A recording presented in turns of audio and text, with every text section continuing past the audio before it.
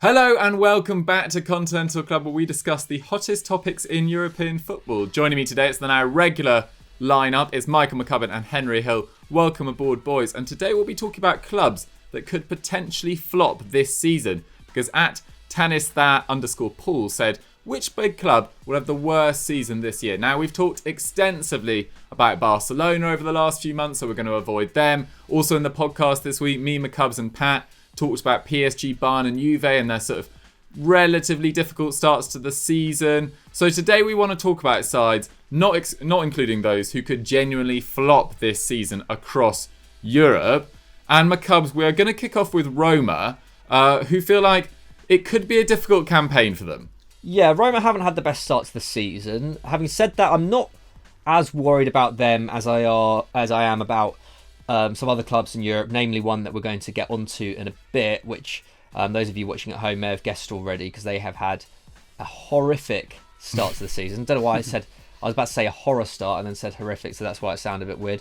But anyway, yeah, Roma obviously had a pretty bad first game of the season, didn't they? They drew 0-0 with Hellas Verona in a game which I think they kind of edged on XG and possession and the like.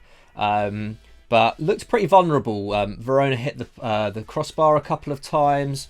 Yeah, they looked far from watertight. And then after the game, it was actually awarded as a 3-0 win to Verona, owing to basically a kind of administrative error whereby they registered Aouar as an under-22 player when in fact he turned 23 back in July. And so, yeah, just So bad budget admin all round, isn't it, for a club of Roma's size. They are appealing it, and I think that appeal's now been put back to November. I think Roma have a pretty good case, because I think basically what they're saying is that they had, even though it was a mistake, that they had, it wasn't like they'd filled up a quota or hadn't filled a quota or anything. I think like there wasn't really, there's I think there's a decent amount of wiggle room. So you would hope that their appeal is successful. I don't know that much about it, but from the limited reading I've done, I think they do have a relatively legitimate case. But either way, terrible start to the season, 3-0 loss on a technicality. They then had that 2-2 draw with Juve, which I actually thought they were pretty impressive in, and then a 1-0 win over Udinese back on the 3rd of October, like last game before the international break.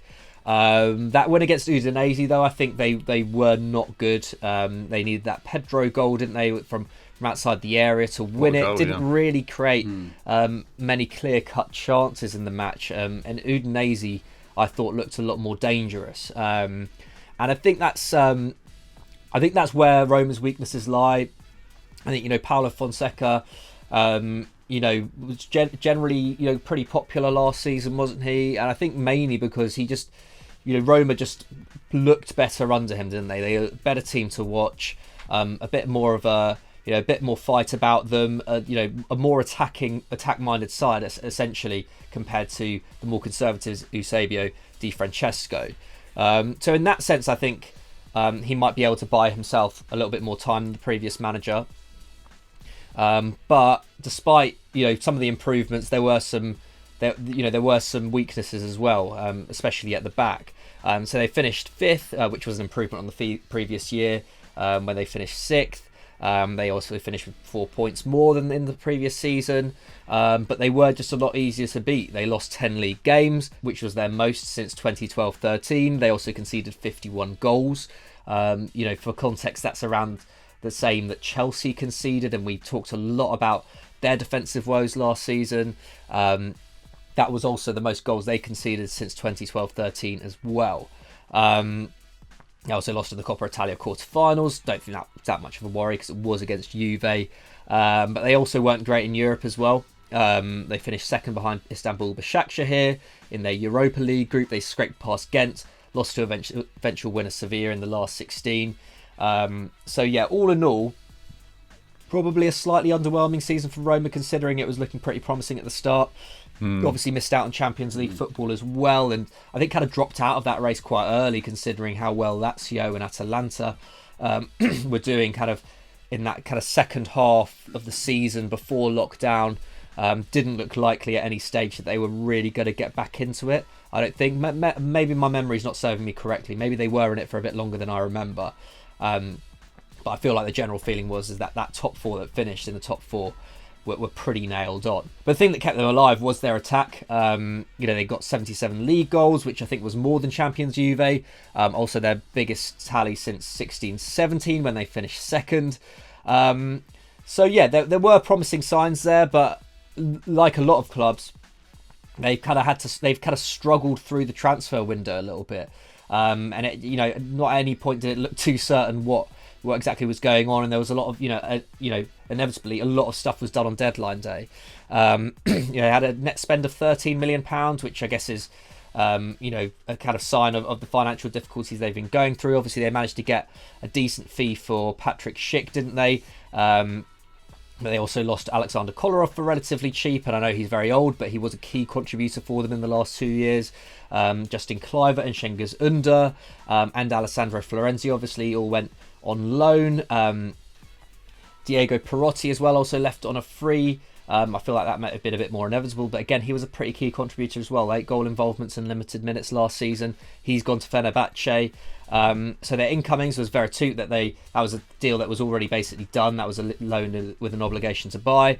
Chris Smalling, I guess that was quite a positive piece of business. He was very popular there last year, wasn't he? And it looked kind of touch and go whether he was going to secure that move, wasn't it? Gianluca Mancini from Atalanta and Carlos Perez, who made his loan move permanent as well. No fresh signings in that sense. All of them were loan deals from the previous year, which kind of got completed. I also signed Maresh Kumbula from Hellas Verona, who is very highly rated. I was just watching his highlights. He looks like a fantastic prospect, actually. He's coming on loan. And then Borja Mayoral from Real Madrid as well, and obviously picked up Pedro on a free. And their forward options now are Dzeko, Pedro, Mkhitaryan, all players who are aging. Obviously Dzeko as well, that was, I think, a big failure of the window as well, was the fact that they weren't able to move on Dzeko, whose productivity has been on the wane in the last kind of couple of seasons. They obviously wanted Milik, didn't they, from Napoli. That was a little bit of a kind of transfer merry-go-round that didn't come off for them. I don't know. I just think there's not necessarily any signs that they're going to be able to produce the same amount on the attacking end this season as they did last season. And at the moment, their defence looks just as vulnerable. And obviously they were hit by the Zaniolo injury as well. The second ACL injury he's had in a year, which he picked up on duty with Italy back in September. He's out until March as well. He contributed 8 goals from midfield last season.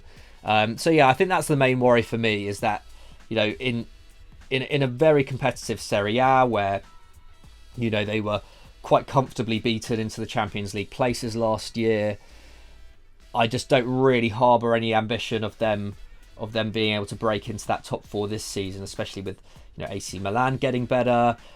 We've spoken a lot about how Atalanta and Inter Milan both look just as strong, if maybe not a bit stronger than last season. Roma don't seem to have made much progress, which I think is understandable. It's no secret that they had real trouble with with their finances this summer. So I'm not going to be overly critical of the club, but they have been left with some pretty uninspired business, I'd say. The start of the season hasn't been, aside from that Juve game, hasn't looked great. Yeah, no, I'd have to agree. I'm not overwhelmed with their business either, and I feel so sorry for Zaniolo. Obviously, only did his first ACL, I think, in January, recovered, then played the final few games of the season, and then did it again on international duty. And you just, for a player so young, of so much talent, that's 2 massive injuries to come back from, and you just worry about his future in the game, really. Question marks over Roma's business, and as you say, I just think with the other teams around them strengthening so much, I think it could be quite difficult for them to even get anywhere close to the sort of top 5, let alone the top 4. So I think it'll be a really difficult season for Roma. But I'm excited to be proved wrong as well, because I do rate Paulo Fonseca, and I'm excited about what he can do there in the long term. I think his team at Shakhtar and Braga before that were pretty exciting. So we'll see what happens with Roma. But let's move on to another team, Henry, in Lyon, because a lot of people will be surprised by this inclusion, but it was a weird summer for them, wasn't it? Yeah, I just feel as if Lyon are on the brink of having to maybe restart and reset again. They've had this very exciting team for a while. Obviously, last season didn't quite work out in that regard, but you just get the sense with their impending transfer business, which you can sort of see coming in 12 months' time, maybe it's all sort of beginning to unravel over at Lyon a little bit. And I think so. Part of the reason they're in here is if you look at their start this season, they've played 6 in Ligue 1. They've got 1 win, 4 draws, and 1 defeat. So it's not terrible, but at the same time, they're not getting the points on the board they need to keep up with. Even PSG have pushed on up the league again. Rennes are up there. Even Lens, the promoted side, have sort of taken the league by storm. But yeah, they've only scored 7 times and 5 goals against. The stats are still kind of suggesting that it should be better than that. No one's taking more than their 20.8 shots per game, which is massive actually. And no one is conceding fewer than their 6.3 shots per game. But they're not being as clinical as perhaps you'd expect of a team, considering the quality that they've still got in their side. I mean, it's worth remembering that they managed to hold on to Memphis Depay. Houssem Aouar, he didn't go anywhere either. And of course, Moussa Dembele is still there as well. But Depay, there's lots of signals that he's probably going to be gone in January. I think they'll probably try and cash in on him because he has no intention of staying longer. And you wonder how long Aouar is going to be there too. So maybe Depay's got his mind elsewhere at this point. And as I've said, it looks like they're going to have to sort of go back to square one with some of their business. And they're a bit like Roma. I think some of their business was confusing this summer. So they sold Bertrand Traoré to Aston Villa, which I personally have no issue with. I think £17 million is a pretty good fee for Bertrand Traoré. I don't think he's been performing at his top level for a sort of season and a half now. And then Martin Terrier went to Rennes as well.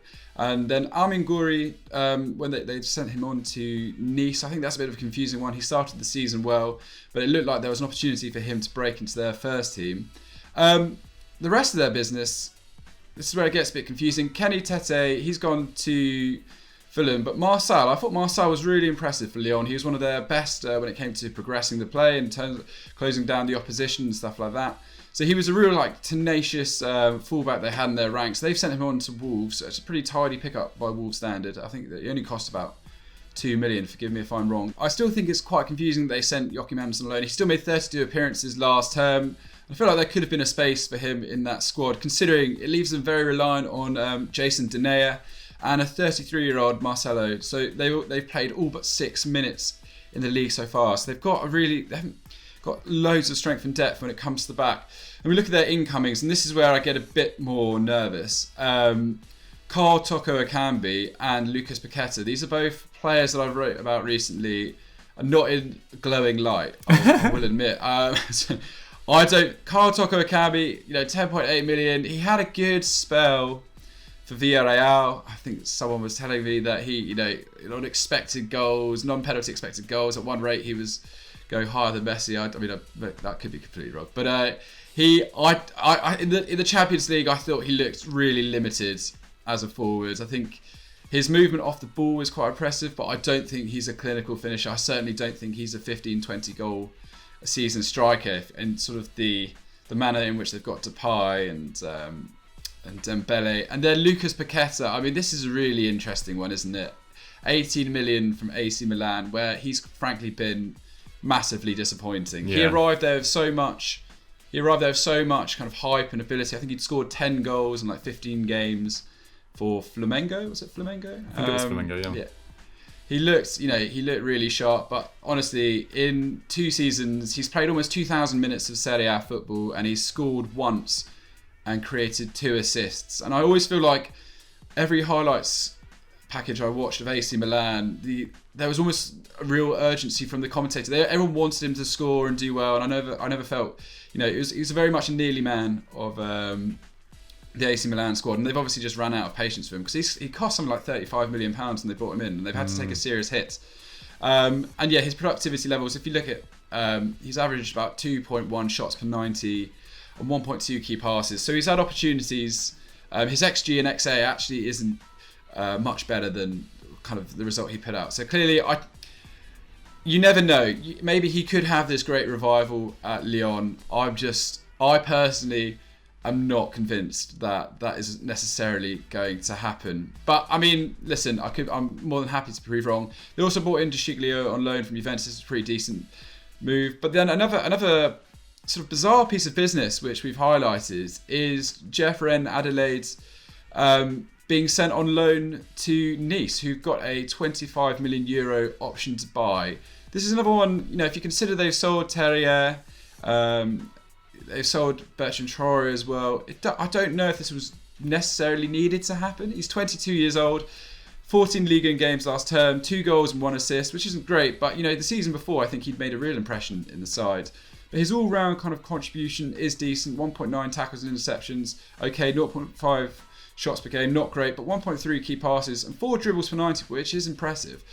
I don't really see the need to loan him, especially when you consider they are probably going to cash in on players like Aouar in 12 months' time. They'll probably get a bit of money for Depay in January, should he actually go. So there is kind of future earnings to be made on their players, and they obviously did sell players as well. But yeah, it doesn't quite make sense, all the business that they've done it. And there's a lot of pressure now on kind of the young players coming through. Kakare, who he did look really good. Bruno Guimaraes, he was bought in last year. He didn't really get the opportunity to start loads. I think he's a central defensive midfielder. Hopefully he should come into the fray a bit more now. And then Rayan Cherki, who we discussed last week, obviously very exciting, but still yet to really sort of produce the goals and assists which he needs to really assert himself as a top level player. So yeah, I mean, if we look at the rest of the league, Lille look brilliant this year. I love Luis Araujo, sort of the right winger, cuts in on his left foot. I think he looks awesome. I think Jonathan David will start firing, and then Rennes look like.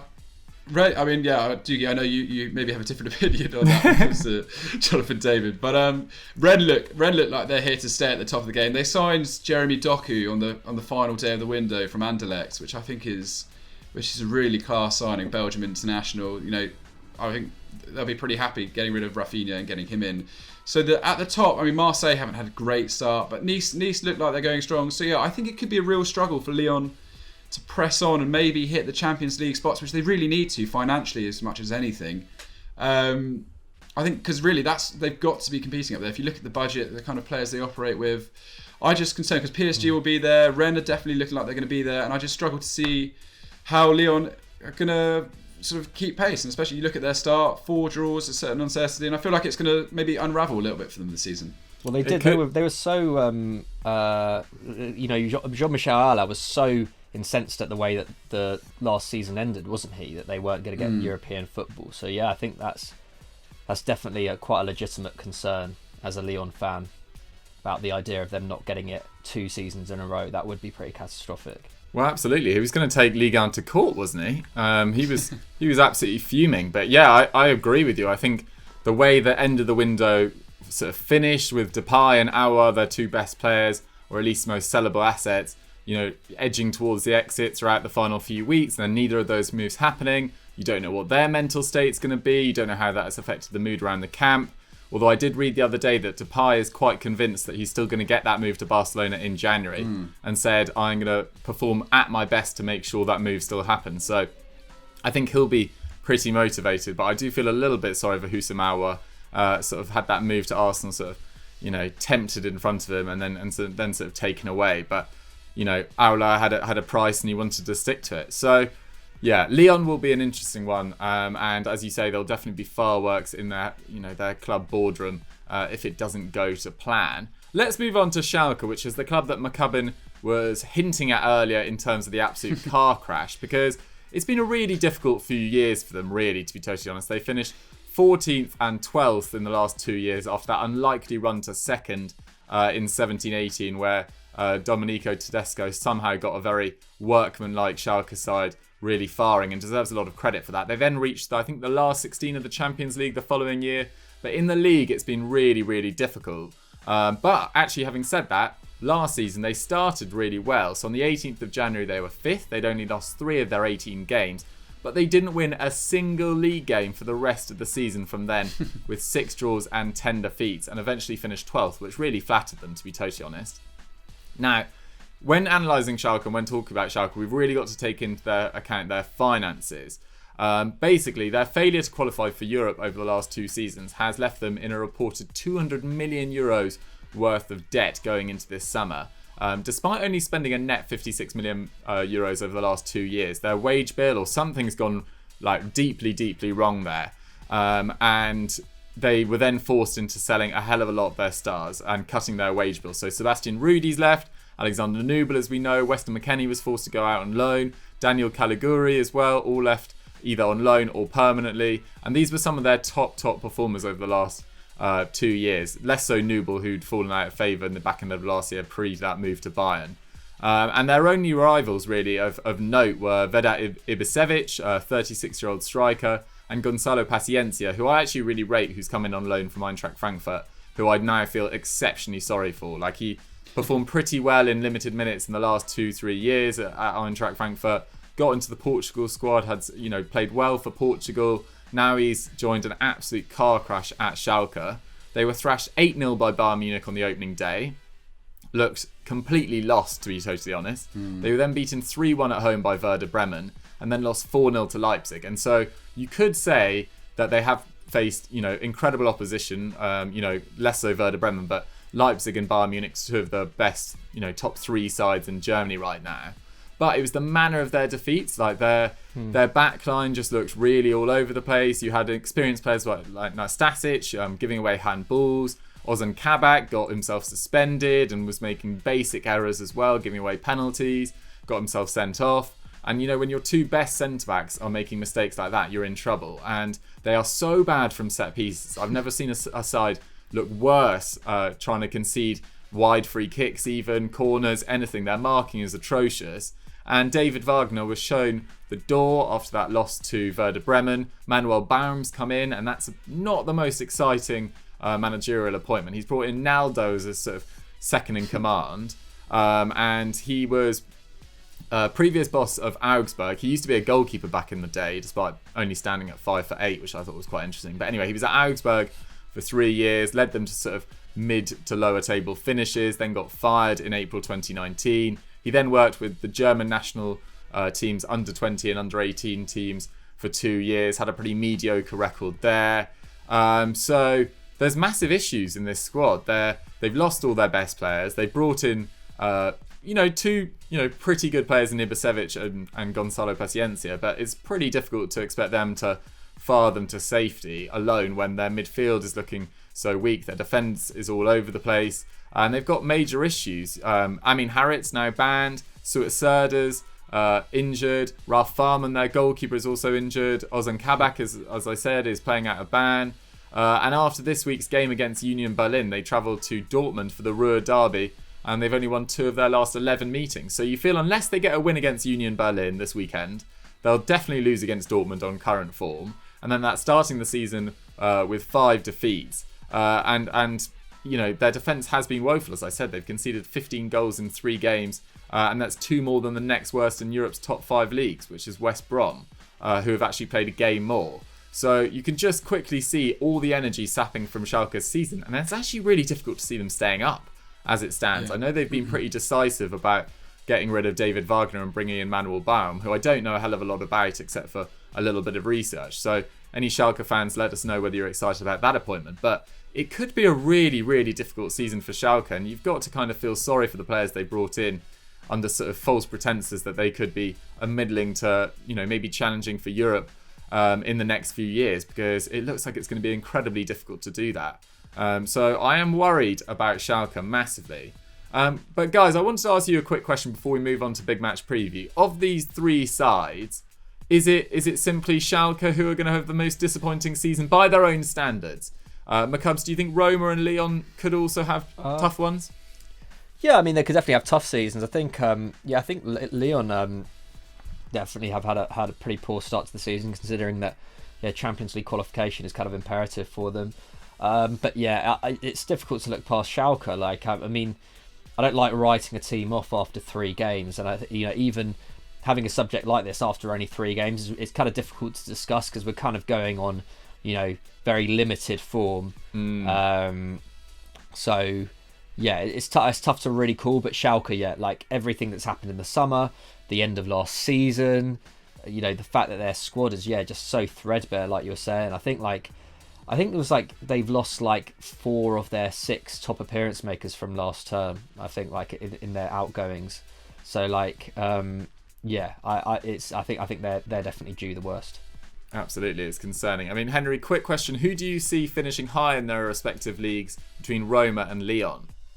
Ooh, quite a good question actually. I'm quite probably I'd probably say Lyon. I think on expected points they were still meant to be second. I just think their issues are going to come as the season sort of wears on, and there's going to be more changes in January and stuff like that. And there's a lot of pressure on them. I feel these 3 teams almost, we're predicting them to flop in kind of different ways. Where Roma might struggle to kick on with the business they've done, and Serie A is probably looking as strong as it's ever been for the last sort of 5 years, certainly.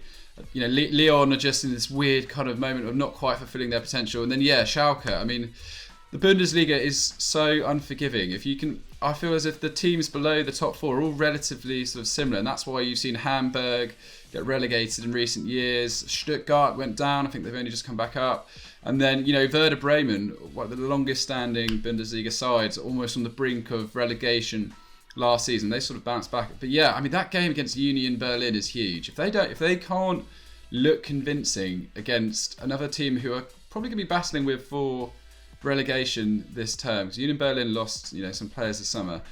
I don't give them any hope against Dortmund. So that game's huge. But I mean, to answer your question, I think Lyon will be finished higher. But this could be really tipping point for Schalke. Maybe relegation is what they need, and we'll start again. Absolutely, it feels like maybe for their finances that's what they do need, a complete reset. Anyway, guys, let us know who you guys think is going to have the worst season out of Roma, Lyon and Schalke, and which other clubs around Europe are set to flop in the comments section. And let's move on to our big match preview.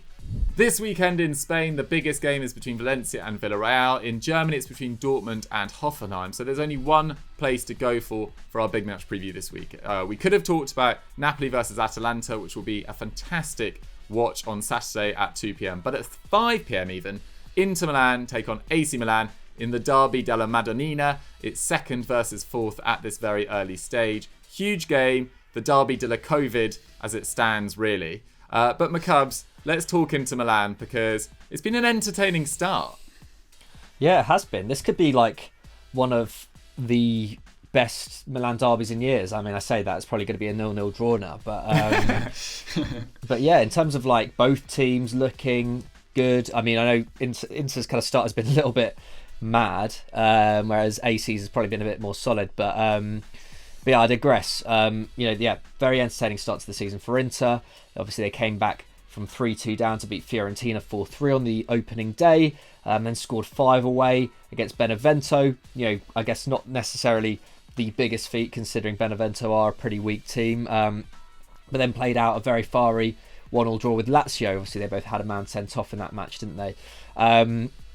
But yeah, on the attacking end, Inter have started on fire. Scored 10 goals. Only Atalanta have scored more with 13. But they have conceded 6. Only 6 sides have conceded more than them so far. So yeah, that's a little bit of a worry at this early stage of the season. And like you said, Dougie, a bit of a COVID derby. Inter Milan from this game are going to be missing. There is a list down here. So yeah, they're going to be missing Skriniar, who obviously was subject to interest at the end of the transfer window. There was a bit of question marks over how much Conte trusted him at the back. He's out. Bastoni's out. In midfield, Nainggolan's out and Gagliardini's out, and Ashley Young is also out. So that's 5 players they've got out. Missing a bit of steel from the midfield there as well. And yeah, considering their defence ranks 12th for expected goals against, and considering that AC Milan have looked pretty good going forward too, I reckon they could be quite vulnerable in this match. Having said that, like I said, on the attacking end, they've been excellent. 17 shots per game, which is only 3rd behind Sassuolo and Napoli so far this season. Lukaku and Lautaro Martinez have just carried on where they left off. Lukaku obviously ended the campaign in amazing form, didn't he, in the Europa League as well. He's got 3 goals in 3 games, so has Lautaro. Ashraf Akimi has started very well as well. He's got a goal and 2 assists in 206 league minutes. He's averaging 1.7 tackles and interceptions as well, something that could probably rise considering that he's probably got a decent amount of defensive work to do. Obviously, that's an area of his game which he's been criticised a little bit on in the last year or so. But he's averaging 2.2 shots, 2.6 key passes. So yeah, 0.96 expected goals and assists per 90. That is obviously something that will almost definitely come down for him, given a proper amount of game time. That's an incredibly high average for a wing back. But just goes to show how exciting this Inter team are going forward at the moment. Incredibly rapid, obviously very tenacious. That's just such a, imagine having Lukaku, Lautaro and Hakimi running at you is just a pretty frightening thought, isn't it? But as frightening as that thought is, there are other key contributors as well. Ashley Young obviously surprised us all a little bit with how well he's done at Inter. He's creating over 3 chances per 90. Alexis Sanchez is doing the same, as is Nicolo Barella. But yeah, like I said, their defence is what's been concerning. Antonio Conte hasn't settled on the same defence 2 games in a row yet even. Kolarov, Bastoni and D'Ambrosio started against Fiorentina, Kolarov, De Vrij and Skriniar against Benevento, and then Bastoni, De Vrij and Skriniar against Lazio. I don't have the information here as to whether there was injuries involved in that, or whether that's Conte kind of not being able to make his mind up. However, either way, that's not a great start to the season, is it? You need to settle on your back line, especially when you're playing a back 3, and especially when, as we've seen, Inter are really playing on the front foot at the moment. Quite unlike a Conte side, to be honest, but I'm here for it, to be honest, because with those kind of players in the forward line and in the midfield, they're more than capable of doing so. I'm really hoping to see Eriksen kick on a little bit this season. He's obviously not had a great start to life at Inter, but I've got faith that he'll be able to contribute meaningfully as the season goes on. Obviously, having keeping hold of a player like Brozovic over the summer, I think was really important for them. There was talk of him going to Bayern Munich, wasn't there? And the aforementioned Skriniar as well, he could have been on the move as well. So I think they've kept hold of all their best players. Did some decent business. I think we've spoken a lot about that, to be fair. But yeah, all in all, I'm really excited to see how Inter develop this season. Terrible at the back at the moment, but you'd back Conte to eventually sort that out. But in this game, considering the players they've got out, they can definitely be got at. I'm finding this one really hard to call, actually. Absolutely, I think it's going to be absolutely fascinating. I'm all aboard your shout of this being one of the most exciting Milan derbies in quite a while. I totally agree, and with the amount of injuries that both sides have, COVID or not related at the back, I think it could be fascinating. But Henry, let's talk exclusively AC Milan, because it's not been the most entertaining start in terms of goals, drama, etc. But they are getting the job done and continuing that fantastic form from the back end of last year.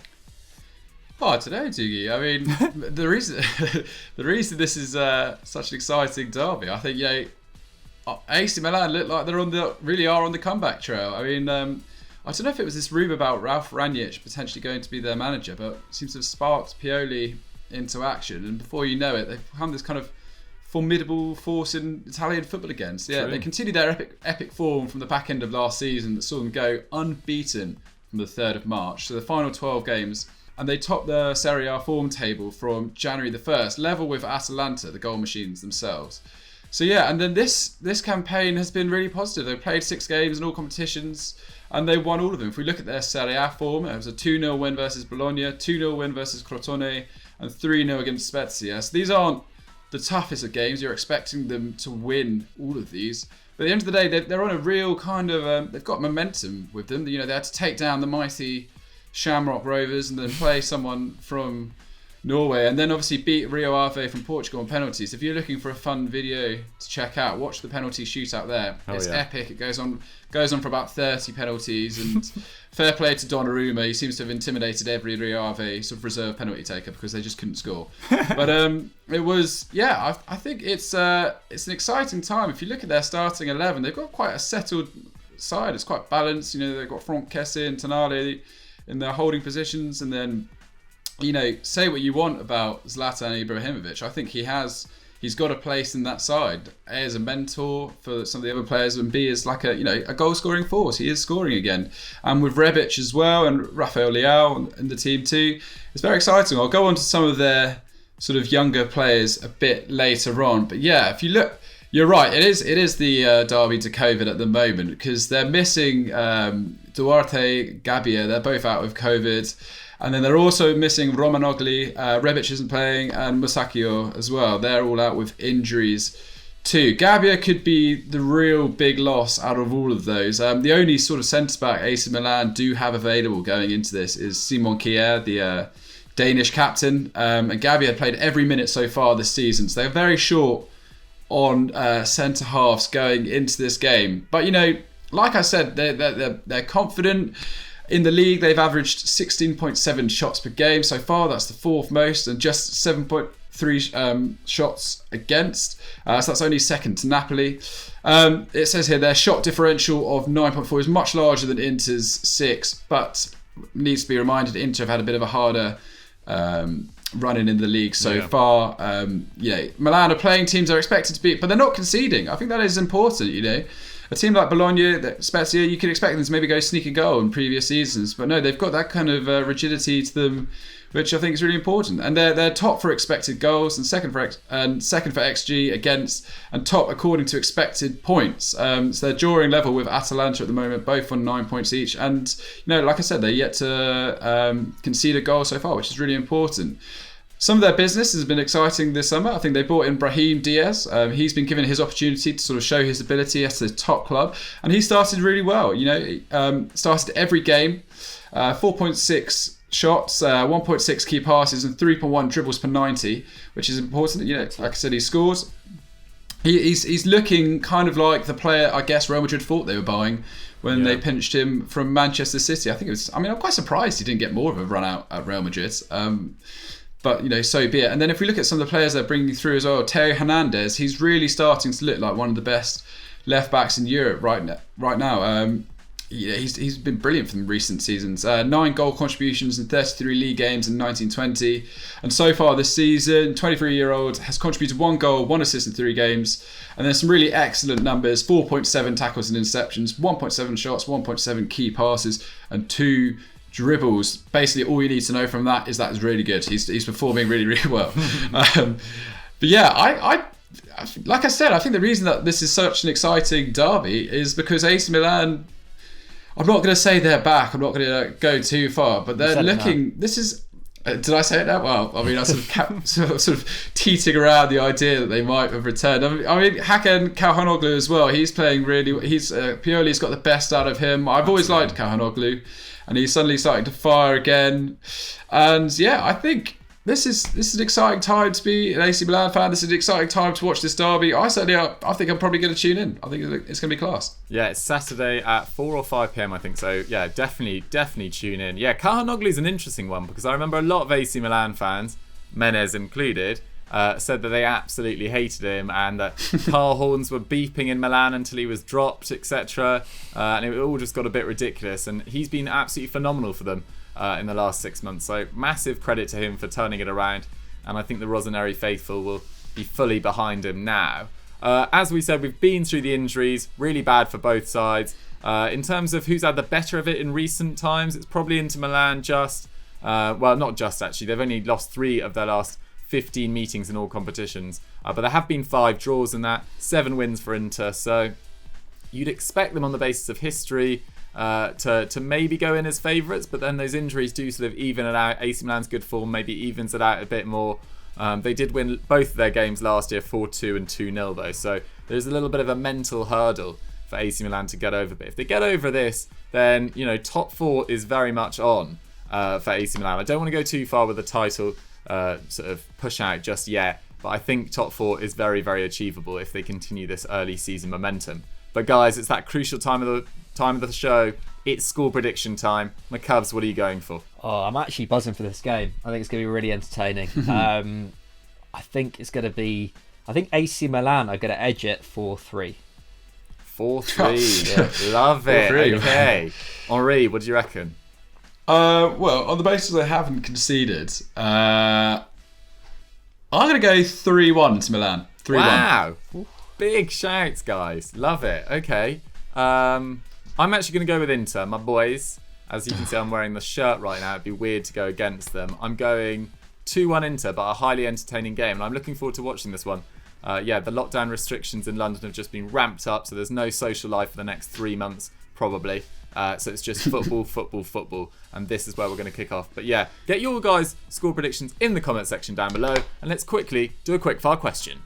Our quickfire question this week comes in from Swagato Saka 99. Love it, Swagato. Thank you all as well. There was loads of good questions this week, but this was just our best, and we think it's the most topical. Do you think Gareth Southgate is the right person to lead England? McCubs, you've kicked off both sections so far, so I'm going to go with Henry. Henry, what do you reckon on this? Ooh, I mean, first and foremost, I think he is the right person to lead it. But I made the mistake of sitting through another 90 minutes of England last night. We're filming this on the Thursday, and I don't know. I think this is the first time that Southgate's really beginning to wind people up. He's had a lot of good fortune ever since that World Cup run, and then obviously we looked good in the Nations League as well, beating Spain. But I'm getting really, honestly, I had a good rant about this in the pub yesterday. I'm getting really frustrated with some of his decisions. We had a really settled 4-3-3 formation.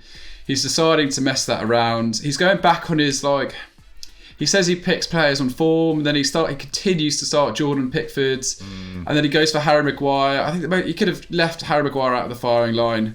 Whether or not you think that was a red card yesterday or not, it doesn't excuse the fact that it's still really poor. I mean, that first yellow card was so bad, that tackle on Yusuf Poulsen. So and obviously this bloody-mindedness about Mason Mount, Jack Grealish. I feel sorry for Mason Mount. He's done nothing wrong, but at the same time, to wait to 70 minutes to make anything happen in that game yesterday. Yeah, I get it. We had 10 men. But at the same time, that Danish side weren't particularly doing anything impressive. I think you had to roll the dice.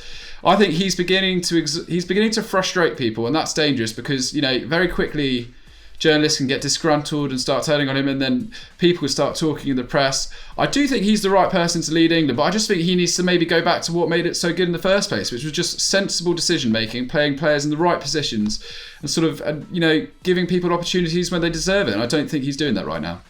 I like it. Very concise and articulate. Very good response. McCubs, what's your opinion on this? Do you think Southgate is the right guy? And if not, I don't know what you're going to say, but if not, who would you like to see come in? I think he's the right. I think he's the right guy. I do think. Yeah, I agree with everything Henry's saying pretty much. I think this has definitely been his toughest kind of period as manager, and he definitely his decision making, his lineups. He's been putting out. I know the left side has been a bit of an issue because because of injuries and whatnot, but still, I know personally, I don't see why Kieran Trippier gets put at left wing back. And I know Kieran Trippier has been really good at Atletico Madrid and whatnot. I don't think that means that he should be starting at left wing back over someone like Ainsley Maitland-Niles, who I think has been pretty good at left wing back for Arsenal in the last few months. Or Saka.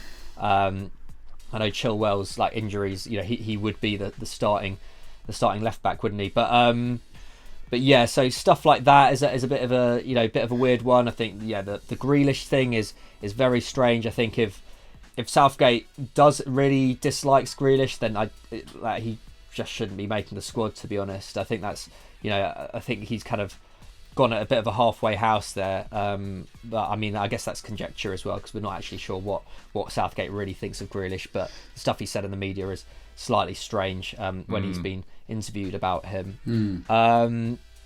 But at the same time I feel like with Southgate what was great when he came in was that he didn't really have many options. He had quite a the squad was relatively depleted. There were areas of the squad which didn't really have that much quality. And so he really did a good job of getting the very best out of getting more than the sum of their parts basically out of that England squad. Whereas now, since the 2018 World Cup, suddenly England have a plethora of great central attacking midfielders, something he didn't really work with before. That was kind of an area that he almost neglected because he just knew that we didn't really have the quality there. That's true. And I guess in the right back position as well, suddenly we've got a huge amount of quality in the right back position.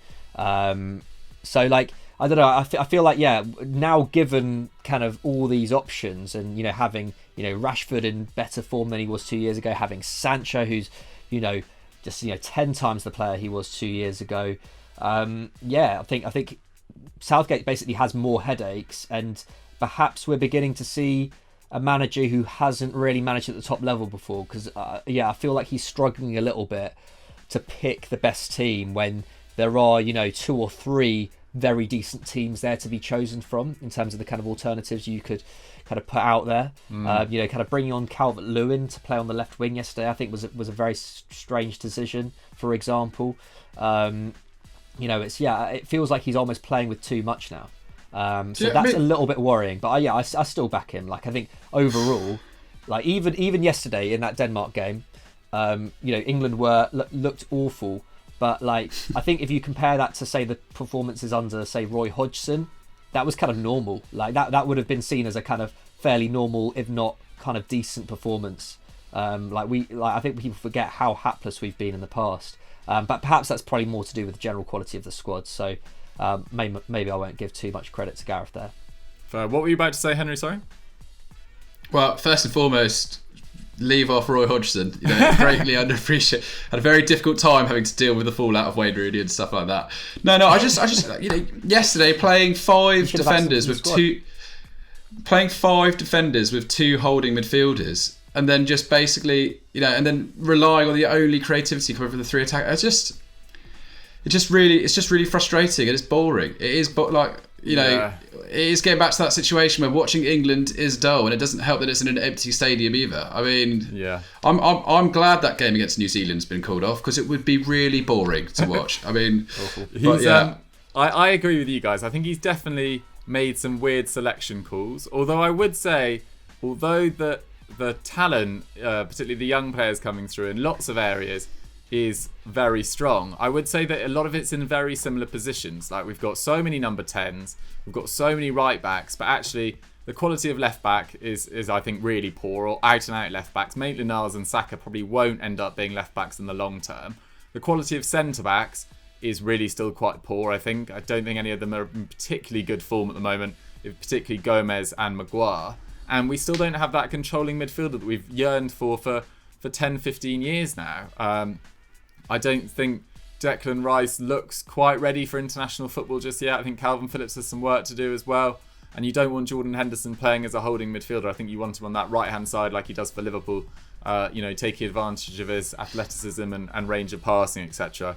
Having said that, I think he was also really unlucky with the red card. I mean, it's very easy to judge it after a game that you've had 10 men for 60 minutes. I'd be intrigued to see how that game would have developed anyway. Unfortunately, I wasn't able to watch. I was actually watching Scotland manage to get another win, now unbeaten for over a year. But anyway, that's Scotland aside. But yeah, I think there are some issues for Gareth Southgate to contend with. I am slightly concerned about this slightly saviour complex that is starting to emerge with Jack Grealish, that he is just the answer to all England's problems. I remember we did the same thing with Paul Scholes. We did the same thing with Jack Wilshere for years. Teams aren't just fixed by one player. They're fixed by playing your best players in their best position, which I've got to agree with you guys on that. And I don't think it's ever going to be in a 5-2-3. I think it's got to be in 4-3-3 moving forward. I get what he's doing with the 5 at the back, because he wants to protect our weak centre-backs by playing another guy in there. But actually, if you play Walker in there, you're really not strengthening that backline really at all, and you're weakening the threat of our fullbacks in a 4-3-3, which is, Trent Alexander-Arnold, you have to use your best players in their best position, and him linking up with Jadon Sancho down the right-hand side could be one of the best combinations in world football, but we just haven't seen enough of it yet. So I am with you in your concerns for Southgate, but temper it with maybe a little bit more understanding of the situation last night, having also not watched the game, so I don't know how bad it was. But that was quite interesting. Wow. Maybe we'll do Southgate in England as a full episode, maybe an international special in the next international break. Let me know in the comments down below whether you'd like to see that, and we can discuss England, Germany, France, who look excellent at the moment, Portugal, etc. And yeah, maybe in the build up to Euro 2021 we'll do that. But guys, that's all we've got time for on Continental Club for this week. Thank you so much for watching. It's been an absolute marathon. We've talked teams to flop, big match preview, Southgate in England. It's been a fascinating episode. And McCubs, what should they go and do now? They should go and watch the Football Pyramid from last week. I think it was it Pat versus you, Henry, or I can't remember. I actually Joe, it was me against Joe, wasn't it? It was me against Henry Joe. versus Joe. Okay, Yeah. nice. Yeah, that was a very good episode, actually. I really enjoyed it. Go and see that if you haven't already. Go and watch our scout reports. There was one on Everton on the weekend. Go and subscribe to the podcast channel as well. Yeah. Lovely. Anything from you, Henry? Go check out our Marina Granovskaya, everything you need to know if you haven't seen that already, or our Football Daily Explains about the big picture fallout. Both done by our editor Danny Pape, who you probably don't hear as much, but he's an absolute wizard on Premiere Pro. And have a look at some of our other everything you need to know as well, because I think they're really high quality stuff and they're all interesting and labours of love from all of us.